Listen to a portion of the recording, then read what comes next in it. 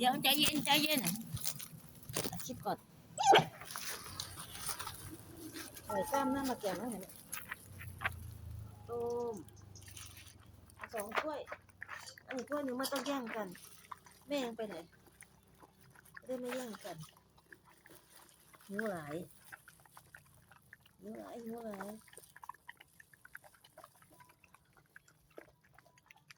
หิวหลายหิวหลาย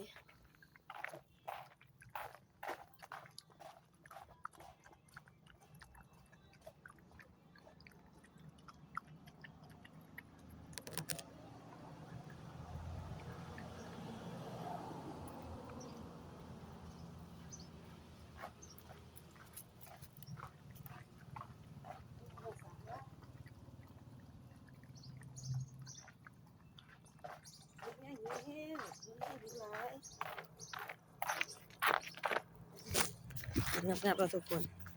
อร่อยแซ่บๆเลยนะน้องหมาน่ารักไหมทุกคนน่ารัก